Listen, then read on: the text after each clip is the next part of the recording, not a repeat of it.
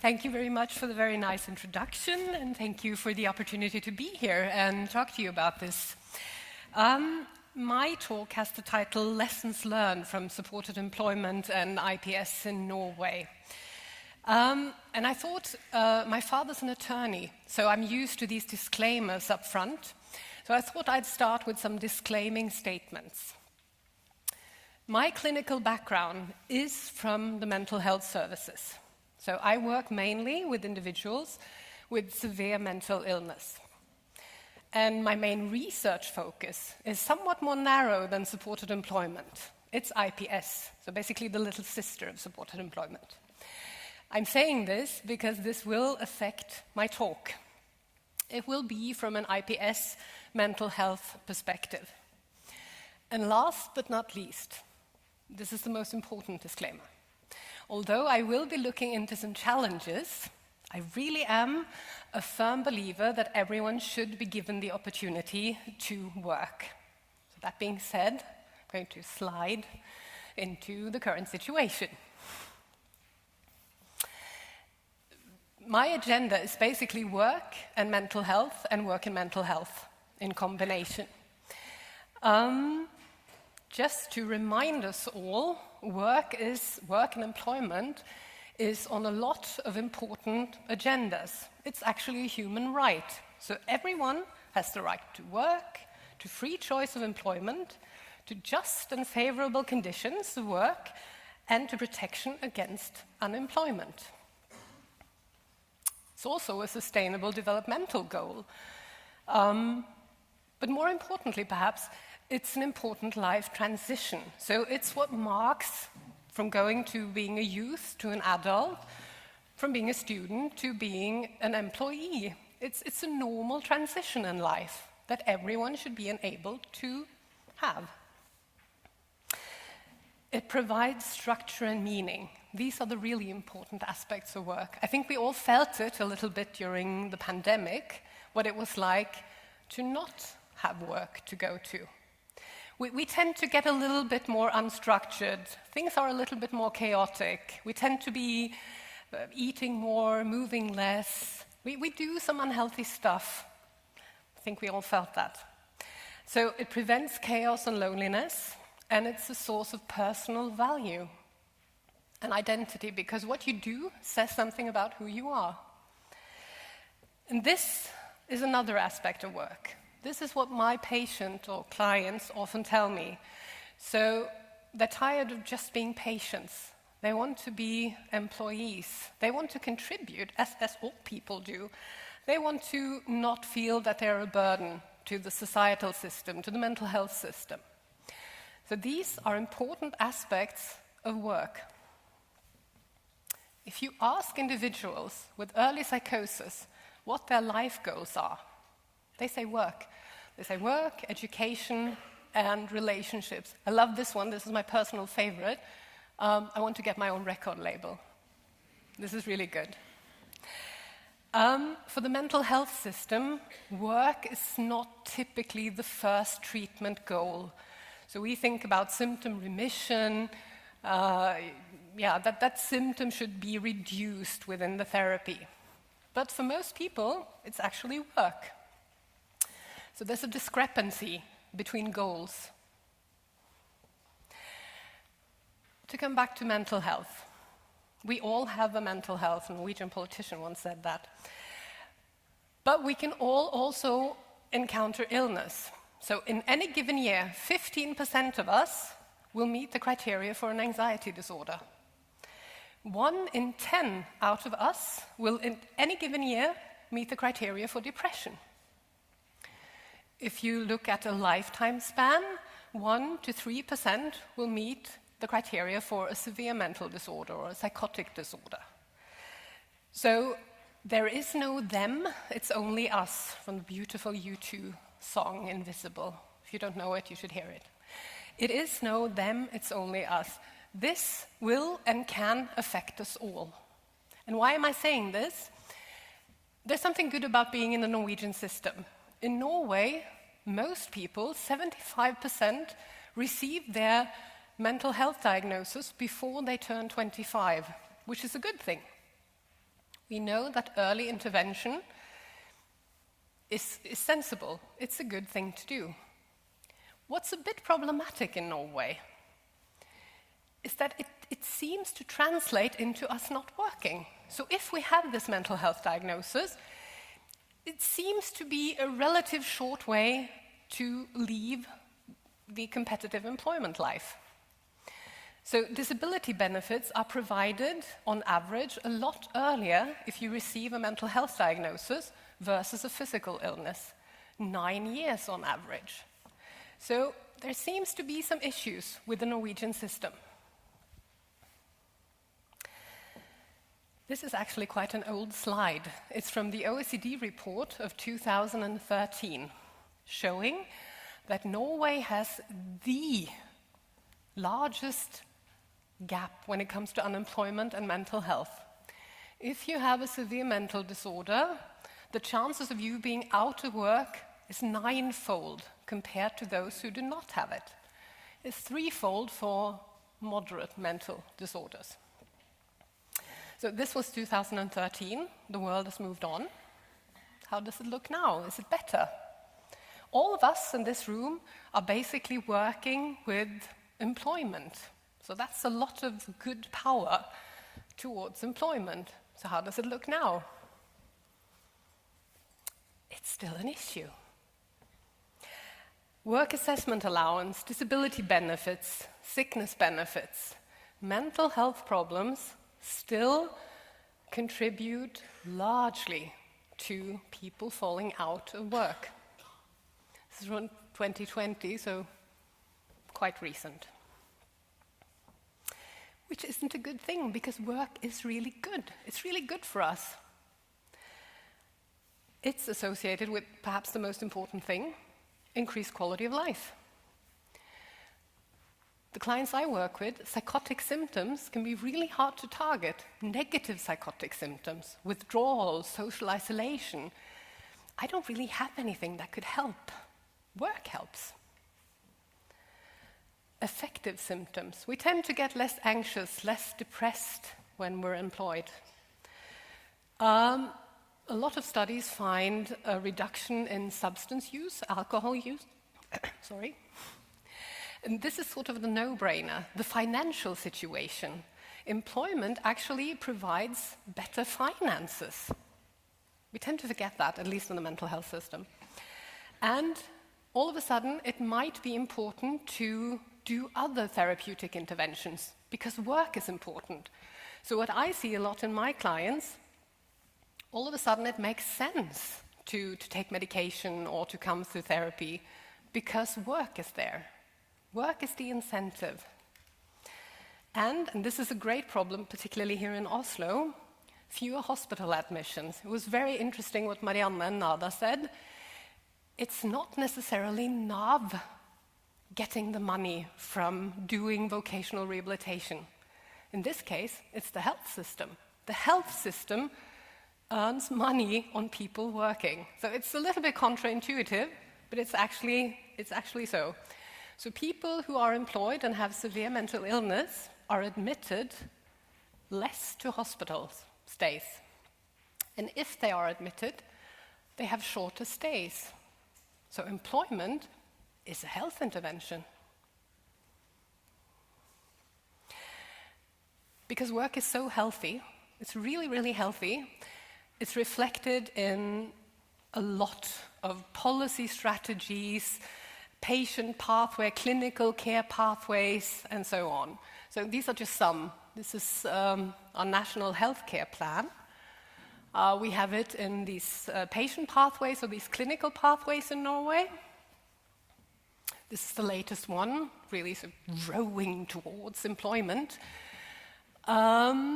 which is the current strategy for work and health. So I'll be getting back to this. But what's basically said is that all good sources should come together, and we should all work together for employment. So that means employers, the health system, NAV here in Norway, and the client. The client is the boss in all of this. What shall we collaborate about? What's the thing that we should do to get people to work? One of them is supported employment. You all know this a lot better than I do, so I'm not going to go into it, but just to show. Supported employment is a very sensible intervention when it comes to helping people return to work. So a lot of findings underlining the importance of supported employment. Just picked out a few. Supported employment leads to more individuals with various challenges gaining competitive work. It's a Norwegian finding from 2017. And then, which is the case for a lot of vocational rehabilitation programs, we see an initial effect, and then it sort of plateaus or levels out over time. But still, a lot of people gain competitive employment with supported employment. A very recent study underlined the need for studies examining what works for whom, just rather than what worked when it came to actually getting someone into competitive employment. So the field is strong, and there are room for improvement, which is the way it should be. Individual placement and support, again, you all know these principles very well.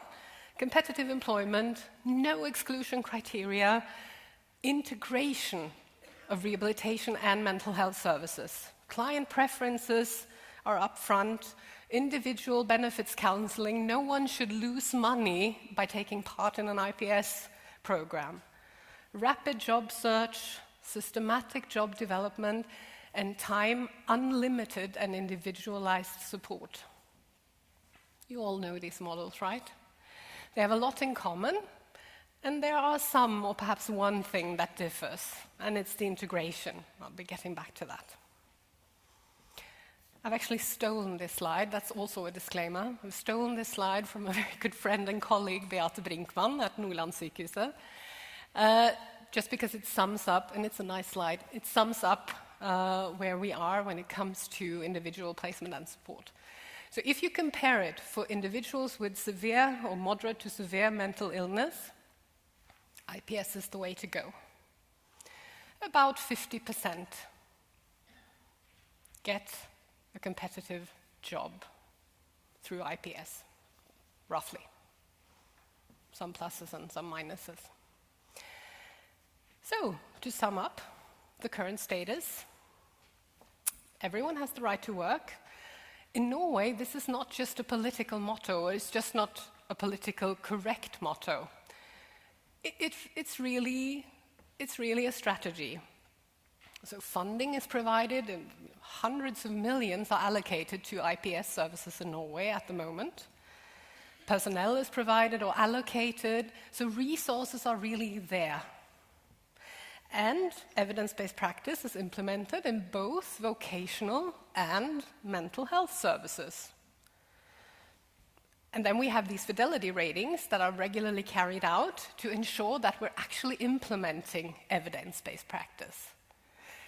So to sum up, one could say, sun is shining, birds are singing, very few clouds in the sky, all is well? Sadly not. And this is where we get to the more difficult part of my talk. This screenshot, I took this screenshot yesterday. It's from NAV's homepage. For our international friends, this is just a brief information about IPS. What is IPS and for who is IPS? And in Norway, it's for persons who have psychological difficulties, challenges. Last time I looked, that's not the same as psychotic disorders. That's something quite different. So we're moving the IPS focus from quite a narrow group to a very broad group.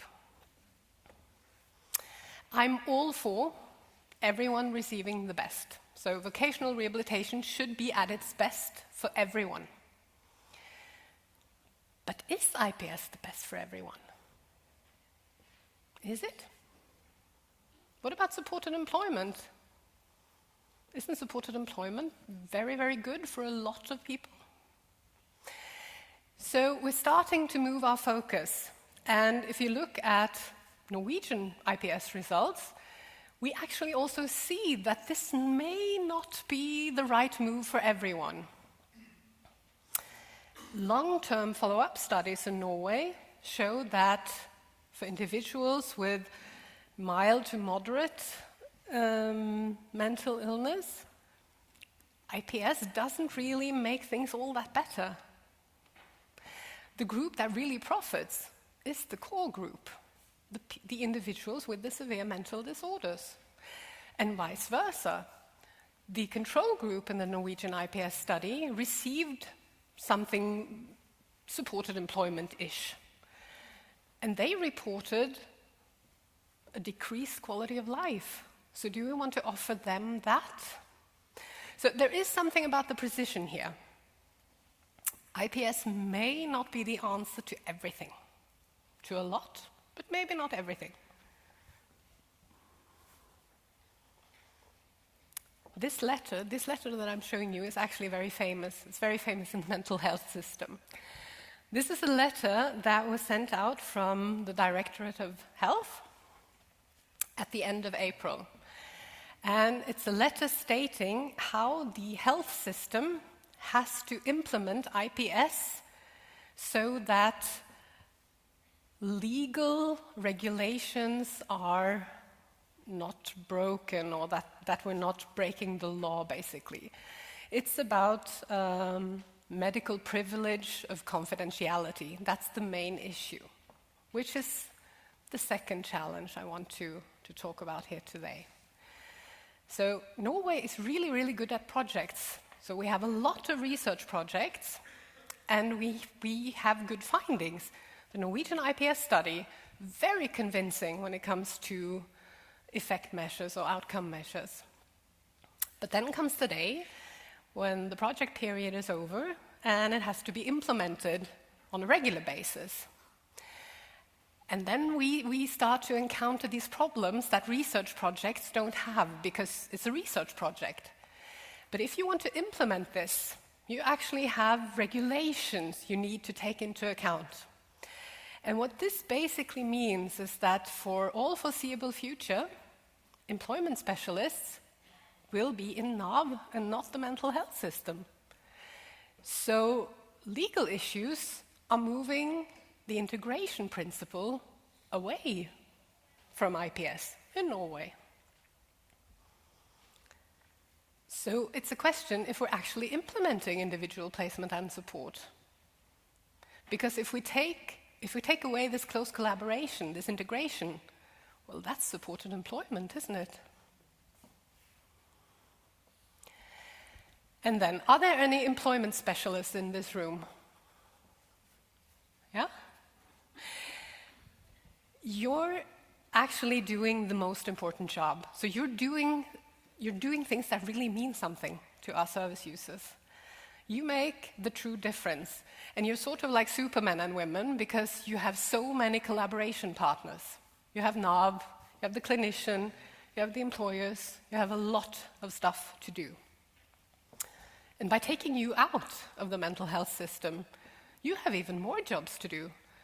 Because if the clinician's gone, who's gonna help you with the mental health issues? I'm very, very glad to say that it's not even a task I should consider.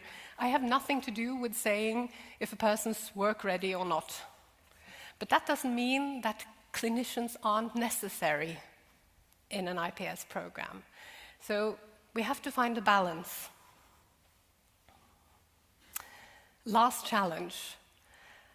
We're upscaling IPS in Norway. It's basically the answer for everything. If you have any sort of illness, it's IPS. I'm saying this a little bit, I'm exaggerating a little bit. But is there actual empirical evidence for this sort of upscaling? As a researcher, there's a lot of promising evidence, but we're not there yet. We know IPS works if we adhere to the principles and actually deliver IPS. And we know for one particular group, we need to look at the groups broader in a research perspective to actually upscale and see effects. So, to sum up, we've gone from a very narrow group to a very broad group. IPS is actually a mental health intervention, now becoming an employment scheme.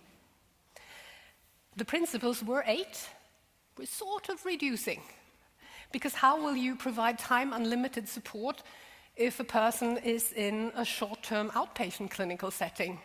Last time I checked, we were supposed to discharge patients really fast, just for an example. And IPS is team-based. It's not individual entrepreneurship, so it's not just about the employment specialist. And it's a question, is it cost-effective? Nada and Marianne went into this. So IPS is a very, very broad program. Do all people need IPS? And if IPS is the trademark, are we now going off-label? Are we actually doing something else than we're saying that we're doing? 1 more minute. But there are a lot of opportunities, and this is my final slide. When working with work, we know that deployment and IPS work. Tonje Sanne said it in a breakout session earlier. It really provides empowerment and recovery. Most individuals want to work, so we have 2 great methods to actually help do that. And the field in psychiatry where I work is very much toward precision medicine. I think we have to take the step to also deliver precision vocational rehabilitation. It's not one solution for all. We actually have to look on a system level and on an individual level what works for whom. And then it's an opportunity, and this goes out to the stakeholders and policymakers, if you say that we should integrate, then enable us to do it. Make the legal changes that allow us to actually deliver IPS as it is meant to be. Because employment is a critical mental intervention. As a clinician, I have nothing that compares to employment when it comes to self-esteem and quality of life. Thank you very much for your attention.